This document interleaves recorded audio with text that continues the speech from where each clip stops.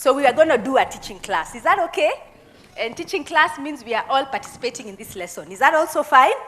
Excellent. It means we are now on the same page. So I want, of course, first to introduce my family, who have graciously come with me. If boys, I'm the only girl, I am the star in my home. When I cough, everybody jumps and comes to my rescue. Jeremy, Nathan, Chris, please come up. Let's encourage them.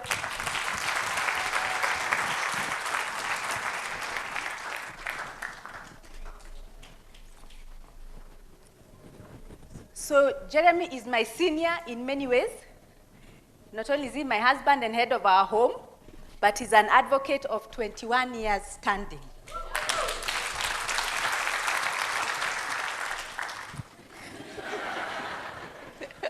Nona looks.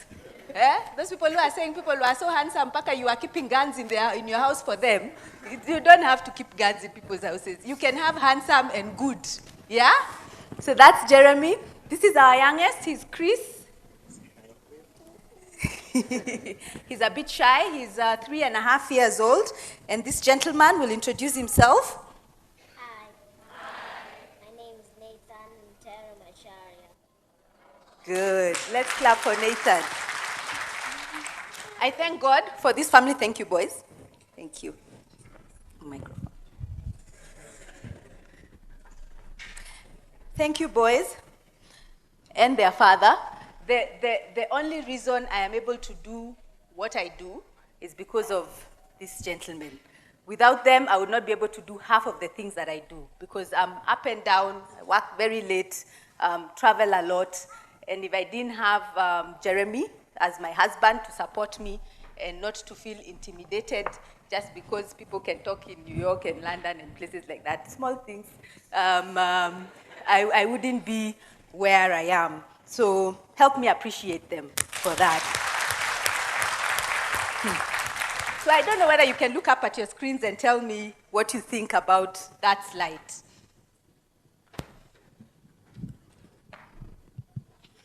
It says a good lawyer knows the law, and a great lawyer knows the judge. How many think that is true?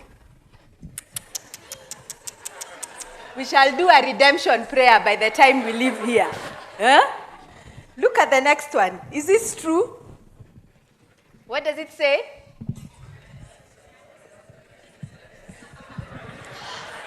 How many believe that? Angala, even the ones in church today, you don't think we are good? These ones who are standing. Huh? Okay, let's try the next one. How many are lawyers in the congregation? I wish your pastor was here right now. Is the good rev a watchman? Are all lawyers watchmen? How many Kikuyus in the house? Are you all thieves? You're not all thieves? We've heard about Nigerians and how loud they are. We have a Nigerian in the house, so. But what did President Trump say?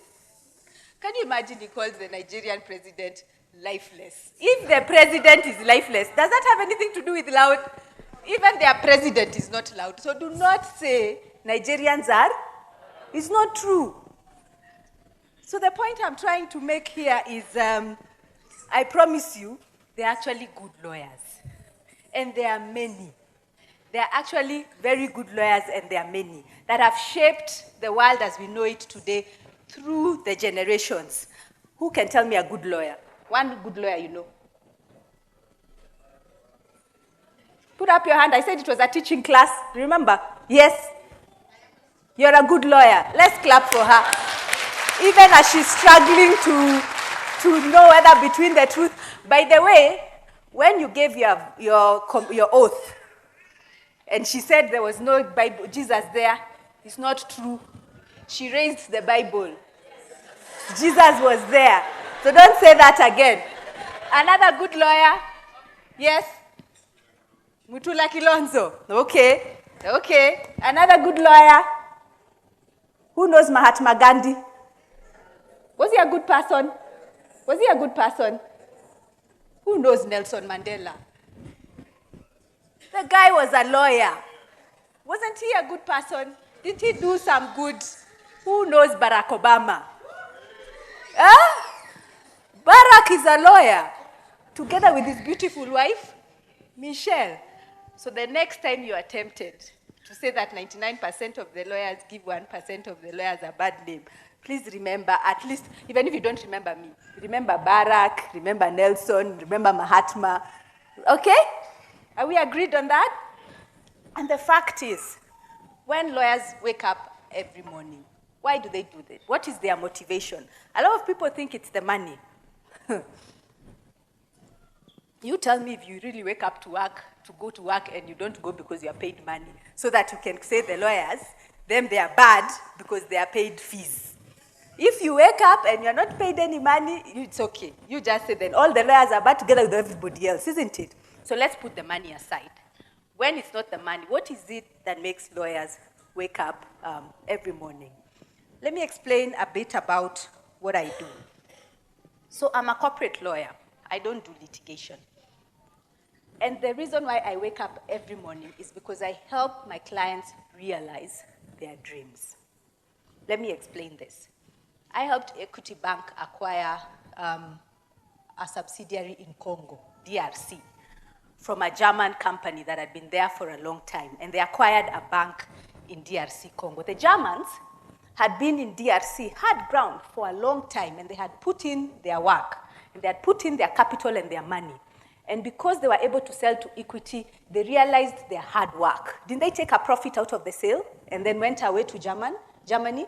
And then they left Equity Bank in DRC, Congo. And Equity Bank in DRC is doing a good job in terms of financial stability and financial inclusion in DRC. And so I slept well that night when we signed those documents and we allowed Germans to go away with their money and Equity to start the business. That's what I do every day. I&M Bank the other day bought Gyro Bank, and I was a lead lawyer on that transaction. What I helped Gyro Bank do, Gyro Bank had been running this bank for a long time, and they wanted to go to the Bahamas, do whatever it is they wanted with the money and the hard work that they had put for many years, decades, into the bank. And what did I&M want to do? I&M wanted to increase their footprint in this country. They have a vision. They have people who are their key clients that they want to advance. And so my clients went home happy with a check so that they can do other things. And I&M Bank got branches, customers, loan books that they could use to advance their dream. Yeah? So that's what I do every day. Some of the litigation lawyers you're seeing here, I can see them struggling, and it's okay because they are 1, 2, 3, and 5 years. It's okay to do that struggle. But the truth is, the reason why even criminals have lawyers is because you need to make sure that the law is followed. It doesn't matter what somebody has done. It doesn't matter whether they are right or they are wrong. There has to be somebody who can stand to ensure that the law is being followed. That if they were arrested in the right way, that evidence was obtained in the right way. Because without justice in the world, no one is safe, even you. Yeah? No one is safe, even you. So the next time you're wondering why there are 44 lawyers, I think, Justice Mwilu had 44 of them. It's just to make sure that how was this charge established? Who did the investigation? How has it been brought? What is she being charged with? Huh? How is she being treated between now until the time she is proved innocent or guilty? That's what lawyers do every day. Yeah? They have a cause, they have a reason why they wake up every morning and do the work that they do. So, why do we really need lawyers? Yourselves. You can tell me, me, Rosa, I'm not planning to steal anybody's thing. Me, I'm just doing my work every day. So, going about my business, doing my hustle. So, for me, I don't intend to, I don't think I need a lawyer. The truth is you do. I don't know that I have up a land transaction. Who has ever been involved in a land transaction? Up. You have? A land transaction that went wrong? Hand up. It went wrong. What happened? You were conned. Oh. The land wasn't right? The title, they were not the owners of the land? The seller was not the owner of the land, isn't it? It's painful, isn't it? Who else? He said he was conned. Who else? A bad land transaction. Whose family at home is fighting over a quarter acre and there are 20 of them? And they are fighting over a quarter of an acre. It happens. My father did that with his family. The point is, when you do land the way we do here in Kenya, for some reason, I have no idea why. And I can't even understand why, when you cross Tanzania, it's just a boundary. And the point in Tanzania, they don't feel land the way the people in Kenya do. There's tracts of it, and nobody cares. But Kenyans, Skamogoda mentality in their head. Nobody understands where it comes from. But land transactions are very dangerous in Kenya to do. You agree? People get maimed, killed, and destroyed because of land.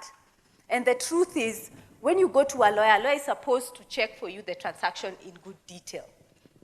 When I joined Anjawal and Khan, and I've been there 15 years now, I couldn't understand why my managing partner, then my boss, used to insist that we have to do a survey of the land. I wonder, what is this survey issue? And what survey means is not only did we used to go to check in lands, but we used to get a surveyor to go to the property and confirm, first of all, the property is there. Measure it and confirm that if it says it's a quarter an acre, it's actually a quarter of an acre. There's one particular transaction, very big, huge mansion in Lavington, had been done a long time ago. When we sent the surveyor there, we discovered that half of the sitting room was in his neighbor's property. And nobody ever knew. Because you go to the land and you see the fence and you decide that is the land. It's not true. I have done due diligences on Nakumat about 2 to 3 times for investors who wanted to come in. And this building, we say to the investors, is on riparian land. It wasn't the reason why those investors didn't go through, but it is important that you go to a lawyer so that they can be able to check for you what is happening on that transaction. How many people have been blessed with a car? Just a car. A bicycle? Motorcycle? Who went to a lawyer when they were buying their car? Hands up. High up. Okay. The rest, how did you buy those cars? By faith. By faith. Can you read the second line on that slide? What does it say? Loudly. If Uhuru Kenyatta's BMW can be stolen, who are you to think that you're buying a car that is right and is not being stolen? How can you know that? Because it looks nice and shiny and the buyer is telling you how nice it is and showing you a logbook. You know, documents on River Road are printed every day. And yet you think you spend your hard-earned money, you go to the bank, you get a small loan so that you can buy your first car, and then you waste it by not doing the right thing and ensuring that you're buying value. Huh? People have been arrested in this town with cars that have been stolen, and they arrested themselves. And then these lawyers you are laughing at are the ones who have to go to court to start and explain that, oh, you are not the thief, and oh, you didn't know. You know, there are some things you do that appear they are so simple. Even yourself, you can't believe how you're in that trouble. As in, you're like, really? Which side of the bed did I get to wake up to find myself in this trouble? Now, this is why we do not need lawyers. Some of you think this is the work for lawyers, but this is not the work for lawyers. It is not our work to sort you out for traffic offenses. Look for bigger things for us to come and defend you. Huh? Look for bigger things. What kind of traffic offenses do you know about? Tell me one. Overlapping. Overspeeding. Obstruction. Talking on the phone. My husband really hates that one. Yes, Nathan? Failing to obey the traffic lights, isn't it? Failing to obey. Utu tudhambi ndogo ndogo, please spare us. Just do the right thing. Yeah? This is not lawyers' work to come and bail you out because you have done small things like traffic offenses. Those ones you know. Yeah? You know, just keep away from them. We really are not happy, I promise you, when our clients are charged bribery and corruption. And we look so bad, because you think those lawyers, that's why they're paid good money, because they taint their names by standing next to somebody who is charged with it. How much should they be paid for their reputation? And yet they have to come to court. Somebody has to defend them, isn't it? So we are not happy when you have bribery and corruption charges. We are happy to come and celebrate you when you want to buy land, you want to buy a car, you want to enter into an agreement. Give us that work, yeah? And when there are legal disputes, because there's a place for courts, when parties entered into a joint venture and it didn't go right, we understand that. Those are the sort of cases that we want to be involved in. The other thing we don't want to come and help you with is because you're not paying your taxes. You need to pay your taxes. And the reason you need to pay your taxes, and I know a lot of you are thinking, oh, where am I paying taxes? People are just buying big fat cars, going to watch football. There were how many? World Cup. The other day they wanted to go and see what? Netball, was it? Volleyball. Yeah? And that is what my taxes are being used for, so I'm not going to pay taxes. When the law catches up with you, you will not be able to spell volleyball.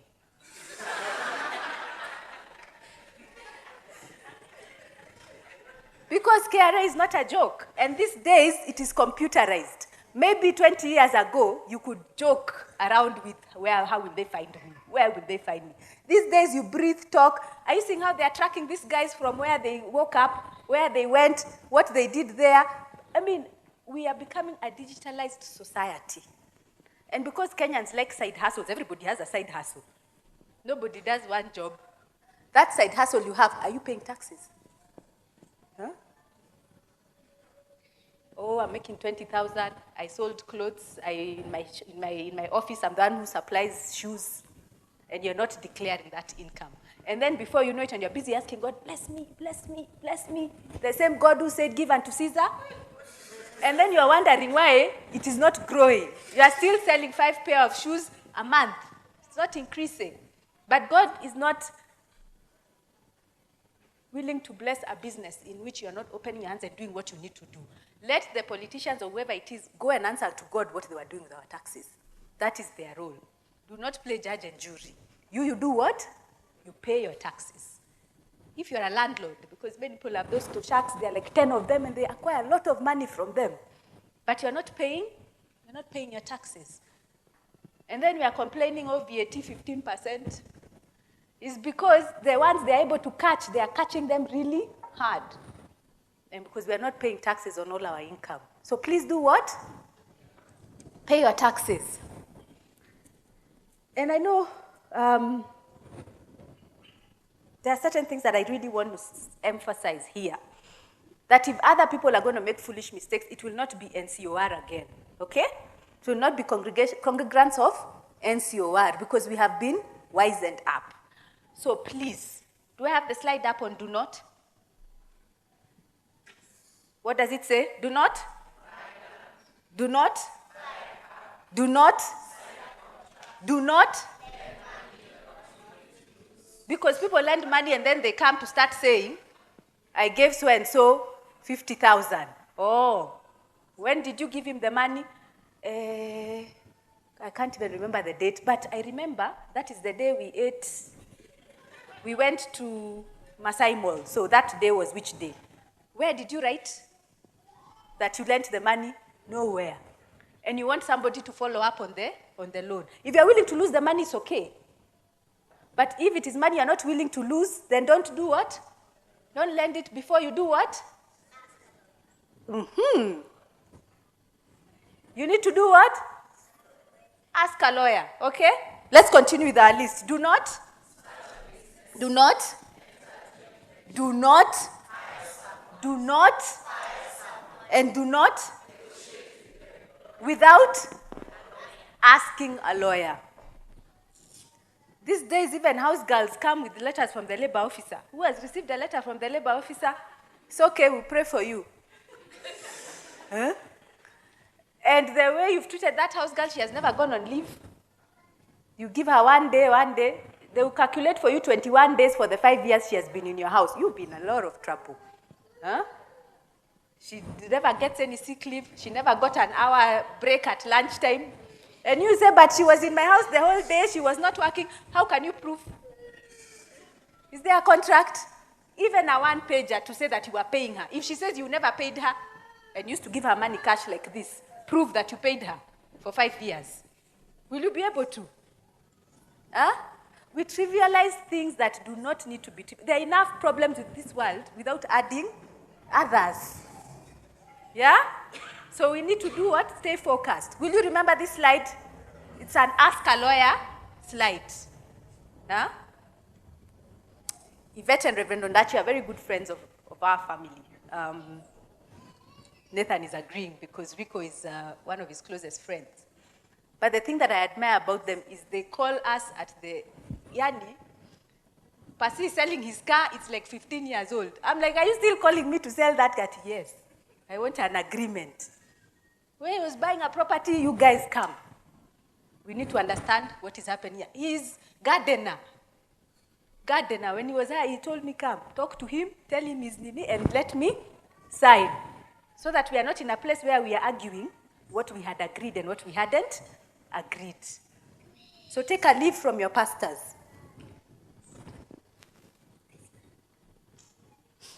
So these things, why are we saying them from a pulpit? Why didn't we just call a baraza and a gathering outside there and do this thing there? Yeah? I'm sure some people today are thinking this pulpit needs to be prayed for. How many lawyers have been on this stage today? I'm like the seventh one.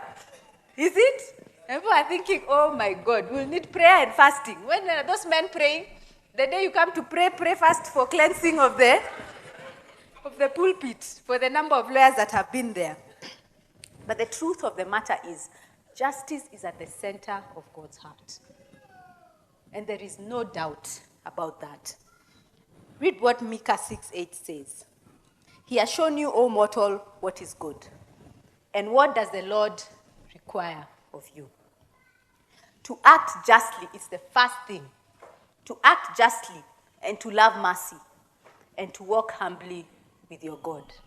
Very simple instructions. Because in the center of God's heart is justice. In Isaiah 61:8, it says, for I, the Lord, love justice. I hate robbery and wrongdoing.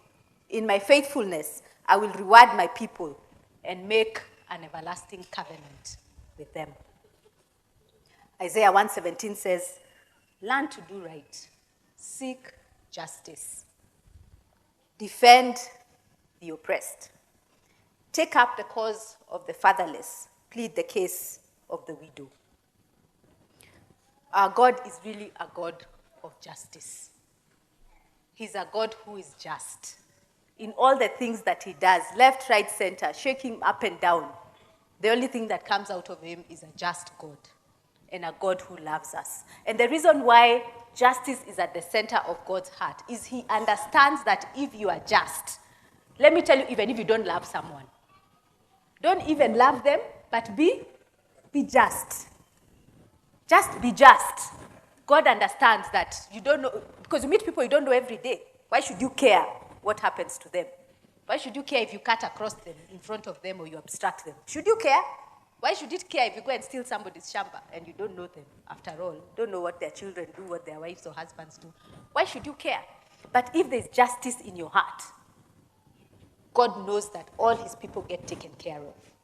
So that is why we are speaking that message from this pulpit today.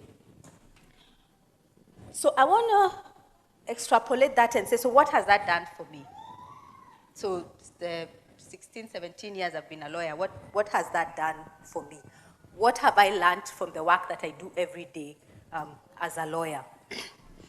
And I want to go through this using the life of two people in the Bible. And I want you to help me. How many know Joseph in the Bible? Joseph? Good. Can I get 2 courageous people who can come and tell us the life of Joseph? Because we don't have time to read the whole verse. Just 2 people. The life of Joseph. If I know your name, you'll be in trouble. Esther, I know your name. I know you don't know mine. Come, Esther. Another person. Another person. One more volunteer. One more volunteer. I'll pick you. Laban is not here today, is he? Isaiah, are you here? Come, Isaiah. What I want them to do is to quickly tell us the life of Joseph. All you remember about him in the Bible. And that's how we'll do our Bible reading. Is that okay? Okay. Let's go. Esther, quick quiz. I was told to use the microphone, but I thought I was loud enough. So they decided, okay, through God's mercy, what can we do best? So they dug a hole, they took his robe that was of many colors, and they tainted it with blood, and they went back to the dad and said, you know, Joseph was killed by the wild animals. So from that, they continued with another plot. One of them decided, why don't we make money? And they decided, the travelers who are along the road, to sell Joseph so that their plot can be justified. So he was sold. And Joseph went to this foreign country where he was... Who was he sold to? He was sold to... I know he was taken to Egypt. Yes, there were traders who were going to... There were traders. Yes. So he was sold, and he landed in Egypt. As a what? As a slave. Excellent. Let's clap for Esther. This is the word of God. Isaiah.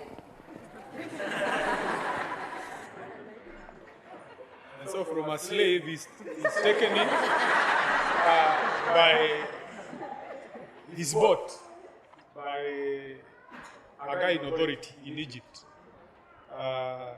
Is it Potiphar? Mm-hmm. And then he goes to work in his house. And he does his work so well that he's promoted in the house to be in charge of the owner's property. Mm-hmm. And then events turn out the guy is growing up and becomes handsome. And he's noted wrongly by the wife of the house, and then she's after him. Something happens. He runs away, leaves his jacket behind. It becomes the evidence for court. And because he did not have a lawyer, what happened to him? When the matter is presented, he doesn't do well. He fails because the accuser has the facts, and so he loses his case and goes to court. Goes to jail. He stays in jail for quite a while. While in jail, he's joined by other 2 colleagues, 2 other people in government positions who are working in state house. And so the king did just fill them, and so they are sent into jail, and he finds them and becomes their friends. And while he's there, he's elevated to become the prefect in jail. And so he befriends them, and they begin to have dreams. And then he tells them of their dreams. And he interprets their dreams for they them. come to pass. Okay, let us leave that story there. That's the gospel according to Isaiah and Esther. Did they do a good job? Okay. We need to read about Job. So I need someone to come and tell us a bit about Job. I'm wondering who I know. Who do I know? Who do I know? Alex Shanda, are you here? I know there are people who are wondering how I know their names. Alex, come. Some of them I don't even know their face, by the way. You see, I was saying Isaiah and I was looking this side. I didn't even know his face. Alex, come. Lydia, oh, come. For knowing me for 25 years, you have to be punished. There has to be a punishment. Come. So tell us about Job. Job. Job was some random character in a funny place in the Middle East. And he had children who were wild and who just used to throw parties. And so what he used to do, he used to go and make an offering to God. just to tell God, yani, for the sake of my children, just in case they have done something wrong in their parties, please we hear them. So that's what Job did, and he was a righteous man. And One day, what happened in heaven? one day, the story goes that Satan had a conversation with God, and in that conversation, Satan decided to go and test Job. What did God say about Job? Job said, "Have you seen my servant Job?" Eh. And Satan said, "Yes, I've seen that guy, but it's only because you are protecting him. That's why he's so thriving and prospering and things like that. If you just take away your hand from him, Yes. then we will see him deny you, and Let's he clap can be able for. to Let's meet clap you." for one. Team leader. Yeah, the team leader. You have to stand there so that if she's your advocate, you have agreed she's your advocate. So if she's wrong, you're also wrong. Okay, Jane, what happened? One, he lost almost, actually, every time there was one of his, his leaders who came to report to him that the first one, your children are dead. All of them died. There was a wind that, I'm not sure what kind of a wind, that somehow killed all the children. He lost all the animals, the cow, the sheep, the goats, everything. And there was just one person who always came back running to report, this and this has happened to your property or your children. And as if that was not enough, now the devil went back to God and said, now you are still protecting him. Now I want to touch him. And then now he got boils all over his body. And he covered himself with ash, and then now were they 3 friends? Yes, 3 friends who came now to console with him. Most of them were not very positive. Even the wife herself actually said, curse this God and you die. What kind of a God would allow you to go through all this, yet you are a righteous man? What did Job say when everything got lost? When he lost everything? If I remember right, Yes. I came with nothing I returned. He said, naked I came to this world, isn't it? Your advocate has done a good job for you. So when Yvette and Reverend come and say, did you read the Bible? You say what? Yes. Good. We are together. But these 5 things I have learned from the work that I do every day. The first thing I learned is to be humble. I know as lawyers we call ourselves learned friends. We have big heads, we can't fit in a room. But I need to tell you that the first thing I've learned is to be humble. I want to tell you about my 8-year-old boy, Nathan. Nathan is a top 3 academic student in his year group. He's the best concert pianist in his year group. When we went for prize giving, their last prize giving, one of the teachers told us we should have come with a sack so that we can be able to put all his gifts and certificates and carry them properly. Nathan plays in his football team. Sometimes he's asked to captain that team. He's now playing in their cricket team. But every time Nathan would win, he has a place where he has put 32 medals and certificates in our house. 33. Woo! Hey! Hey!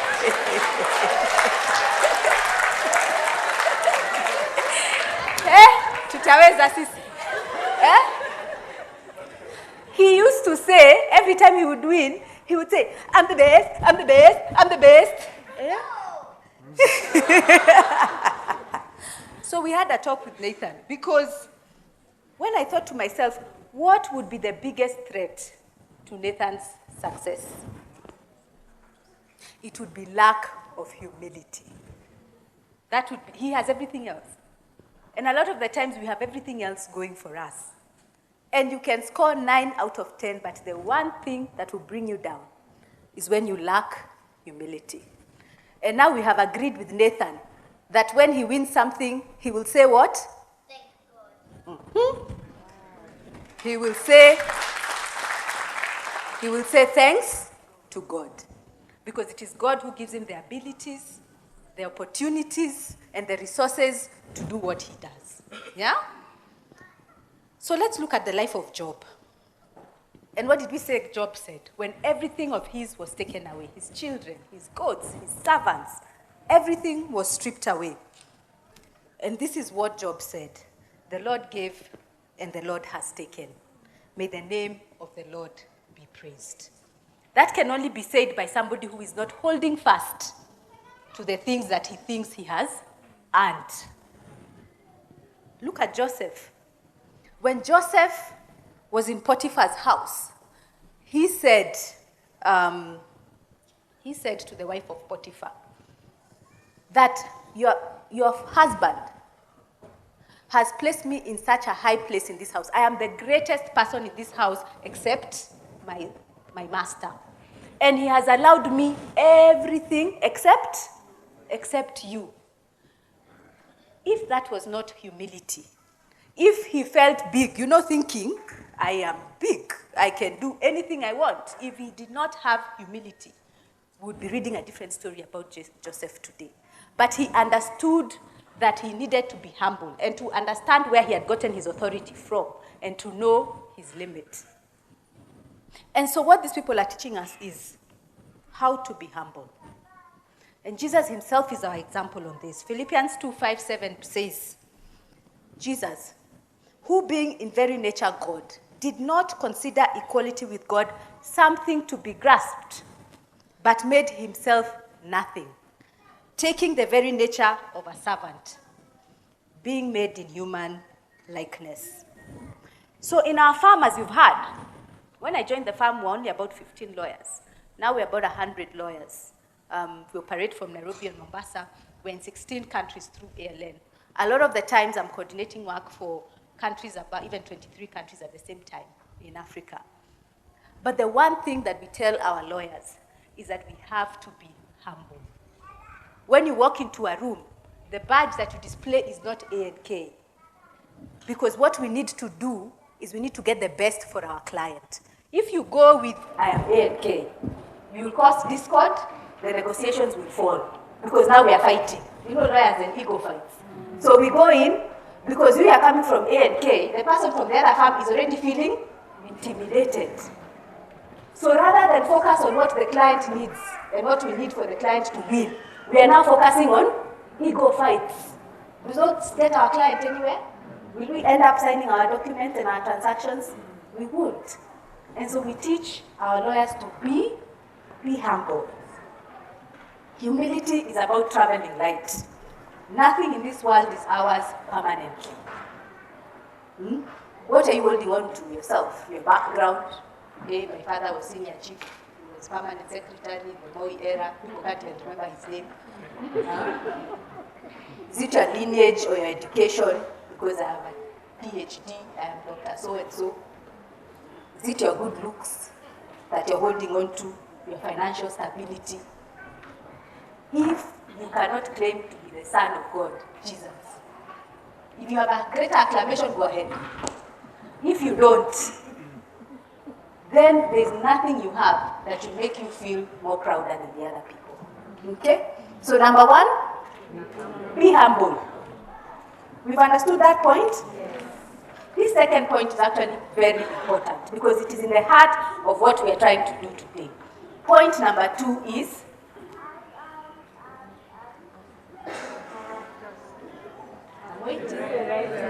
Point number 2 is do the right thing. What did Joseph do when Potiphar's wife came? What did he do? And it wasn't just one attempt. You know that? It was only this last time because he left his jacket. So it is not something that he could have done once, twice, 3 times. We don't know how many times it happened. But what we know is that Joseph decided to do what? He did the right thing. So even those lawyers who are here on stage, we have to choose to do what? We have to choose to do the right thing. Listen to this about Job, and how our desire should be that God would say something similar about us. It says in the land of Uz, there lived a man whose name was Job. This man was blameless and upright. He feared God and shunned evil. Just in case you'd think this is just a story writer saying this. This is what God told Satan. In that conversation, this is what God told Satan. Then the Lord said to Satan, have you considered my servant Job? There is no one on earth like him. He is blameless and upright. In Job 2:3, after Satan comes back saying, but you didn't allow me to touch his body. The second time when Satan came back, God said to Satan, have you considered my servant Job? Even after he took all these things. And he repeated the same phrase. He said, this man is blameless and upright. Can you imagine if the Lord God of hosts could say that about you? What do you need to do? You need to choose to do the right thing. As A&K, our goal is to uphold the rule of law. It's hard work, but we always teach our lawyers and we always tell our clients, just do the right thing. A client came up to me the other day and he found himself in a board meeting. And they were discussing something that he wasn't sure. He's a foreigner, so he didn't know what this was about. But it appeared to be that there was a government contract, and the government contract, there was some payments that needed to be made, a consultancy agreement. As lawyers, we have big words to do things that we know are not the right thing. And there's a consultancy agreement. And he's wondering, what is this? So he did the right thing because he went to his lawyer and said, now, I had this discussion. What does it mean? Because he's a foreigner. When you go to foreign lands, because when you go to a foreign land, the one thing that works against you the most is culture. You need to understand what people are saying. They might be saying water, and water means something else. Yeah? Like here, we may be saying chai, and some clients come to me they ask me for chai. Because they have no idea what it means. And he told me it's a big contract, we'll get a lot of money from it. And he tried to tell me, is there a way? And he could see my expression was not changing. And after he finished saying all the things that he said, I told him, you have to do the right thing. And if this is going to cost the company money, because they were going to be in trouble, or if this is what is going to give the company a break, then you need to look for something else to do that. Yeah? Because we have to do what? We have to do the right thing. One of the things that we needed to do as a firm is we found ourselves all the time with a desire, like we want to act for government. We want to act for government, they do big contracts and we like to do big contracts, but we just never could get into government work. So we wondered what is happening.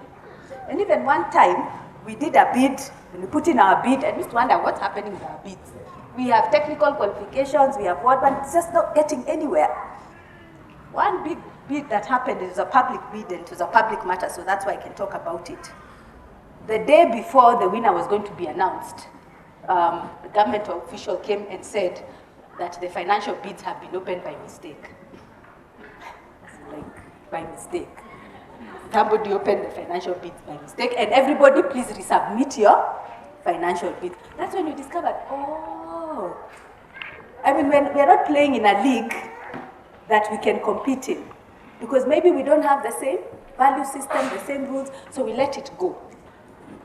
But something amazing happened out of it.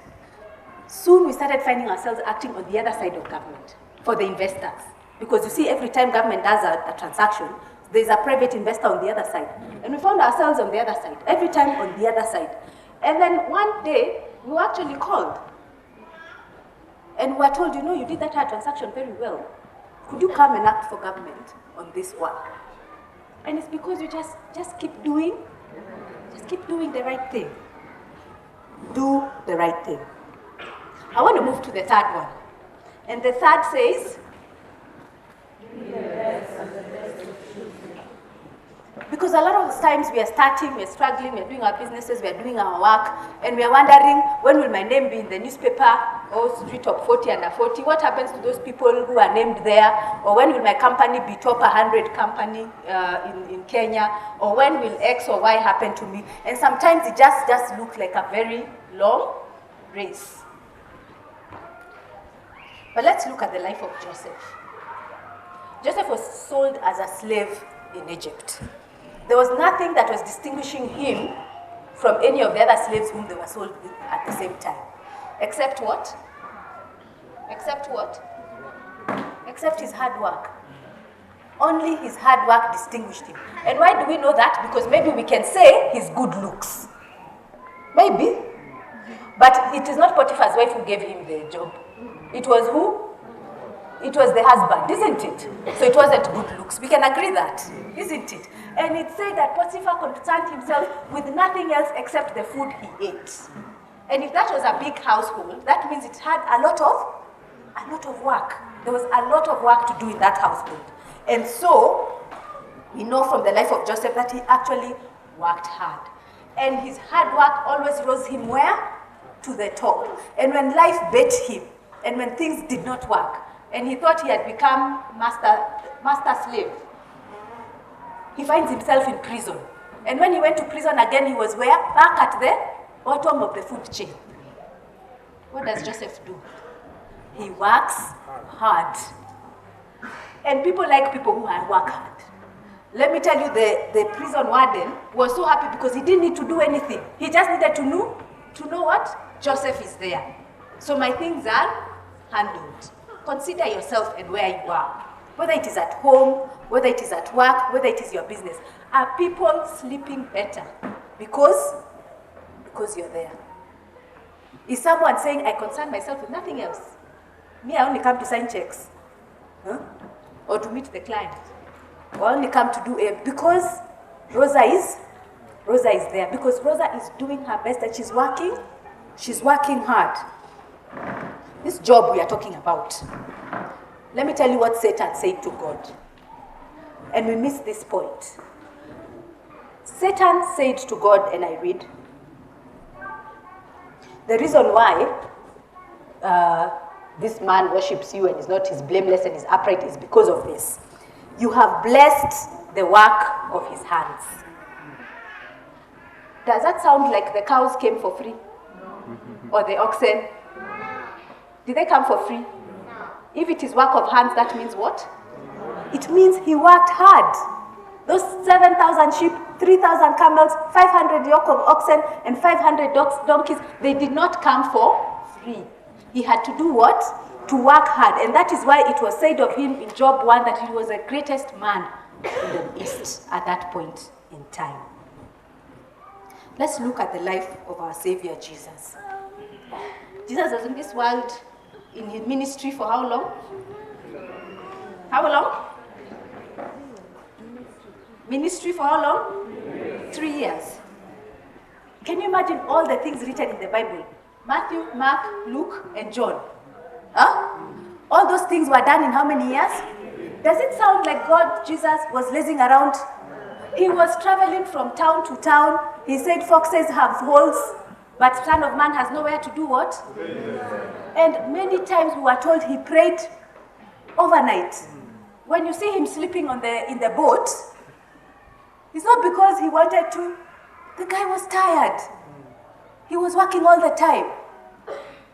Pastor Zach talked about healing the lady with the issue of blood. What made him know that something had happened? He felt power. How many people did he heal? And every time, power would do what? Thank God he knew how to regenerate it. But the point is, it was a physical feeling. He needed to feel, it's like someone drawing blood from you. Jesus was a hard worker. I tell people even stealing is hard work.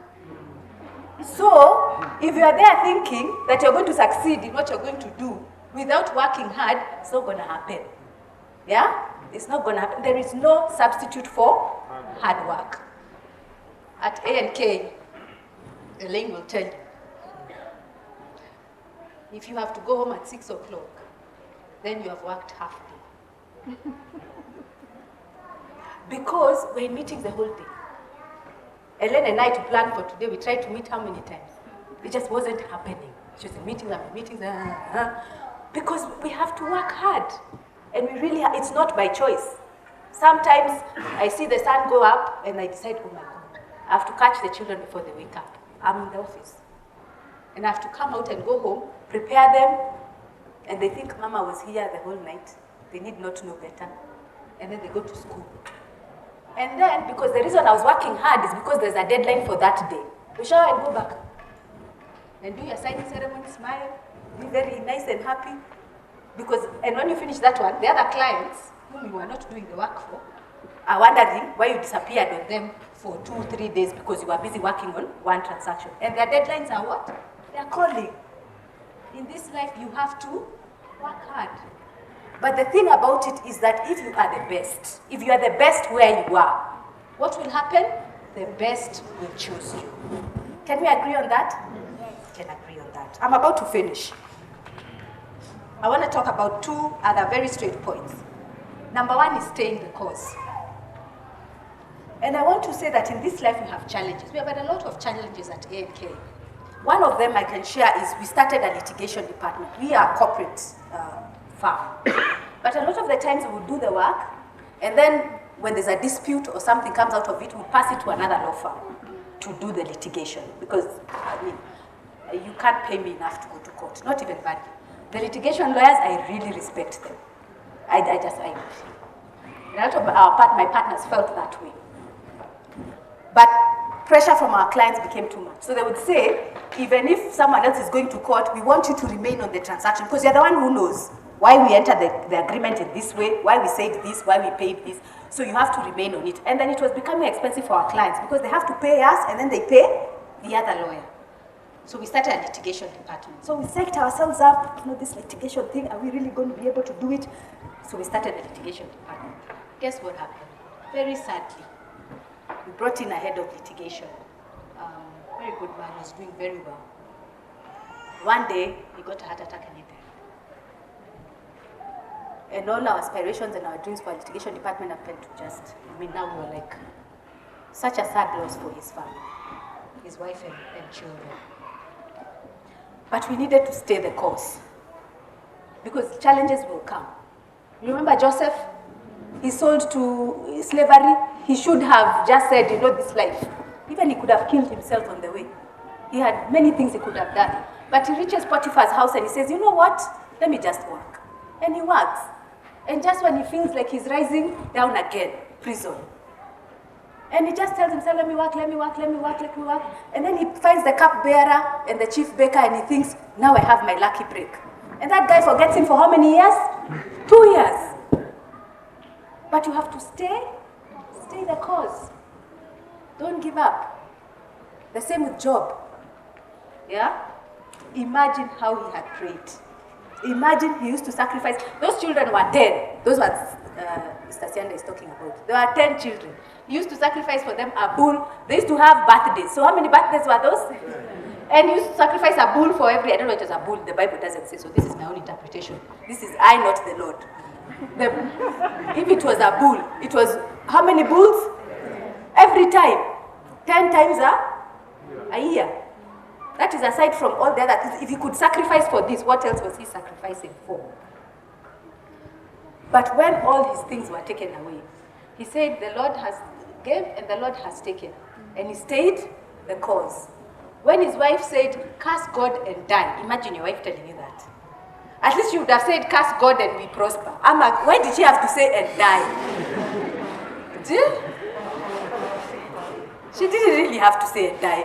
As in, even curse God was bad enough. And die, if you are a man, and men, the reason why they get married so they can be propped up, respected. That's what they want, isn't it? And then your wife is telling you, die. He stayed the cause. He did call her foolish woman, but that's a discussion for another day. Yeah? But American industrialist Henry John Kaiser, he once said that problems are opportunities in work clothes. If they're in work clothes, it means what? You continue to work, isn't it? You stay the cause. My last point is that you need to fear God. And I have learned this very clearly, quite surprisingly, but at ANK. I gave my life to Christ when I was very young. I actually do not remember a time when I was not saved. I was baptized at Parklands Baptist Church when I was about class 4 out of my own confession of Christ. Of course, there have been many missteps along the way and faltering and all that. But there is no time in my life that I can remember that I was not visibly, very consciously a forgiven sinner. I knew that. I knew whatever it is, wherever I go, no low, no high, would I go without God. So I've always consciously known that I'm a forgiven sinner. So for me, being a committed Christian is a no-brainer. You know, some people say, oh, you know, this life is hard, we'll go to heaven.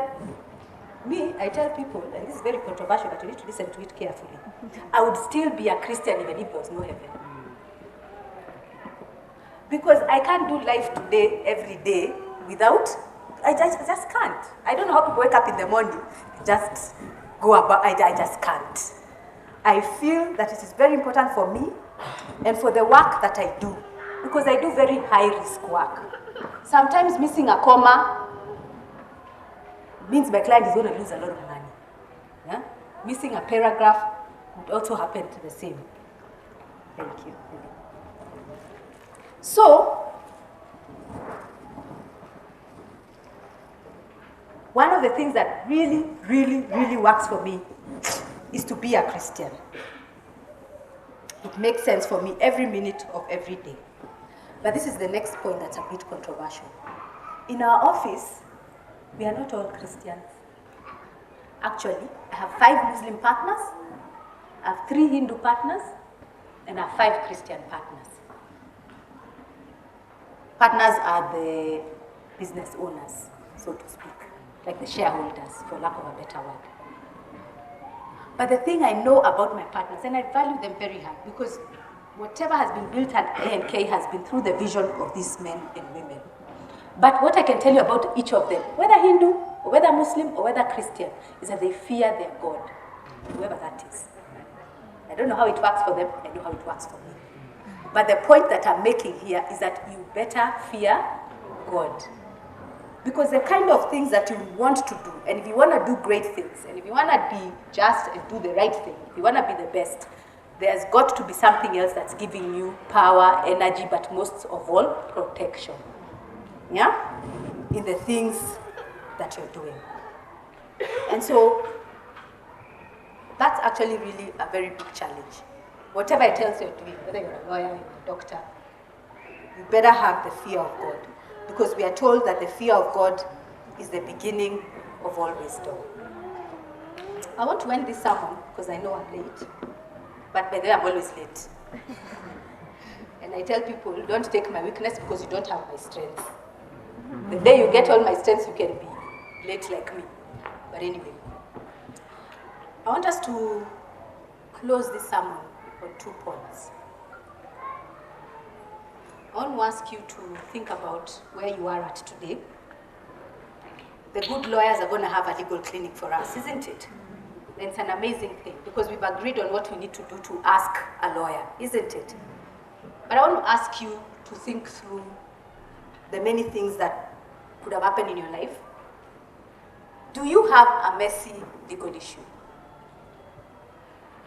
Do you have a messy legal issue? Do you have a land dispute somewhere? An employment matter? Maybe you fired someone, or you were fired, having a disciplinary issue at the office, and you're really not sure what to do about it. Do you have a deal that has just gone completely wrong? And everywhere you go, someone is asking you, where's the document? And you don't have a document. And you're wondering, how exactly am I going to prove this thing? I'd like that before we go and speak to the lawyers, can we pray about it? Is that okay? Is there anyone who would like us to pray with them on a legal issue they're handling? Please stand up. Just stand up. Boldly stand up. Let's pray with you. If you have a legal issue,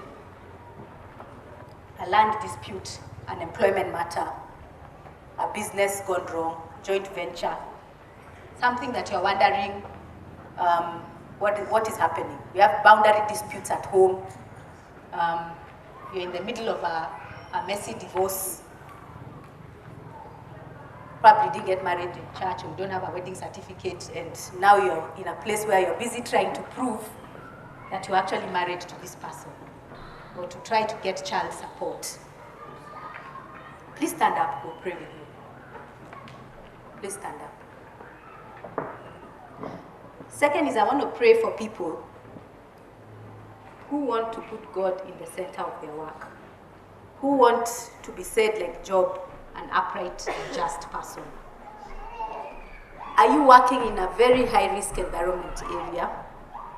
Or are you always hard-pressed to do the wrong thing? As in, it's just, you're telling me, Rosa, you just say those things because you are called. If you are here in my shoes, it's actually very hard to be able to do the right thing. I want you to stand. Let's pray about it. Let's ask God about that environment. It's a high-risk environment. It's very high pressure. It's just very hard to do the right thing. Would you stand up so we can pray with you?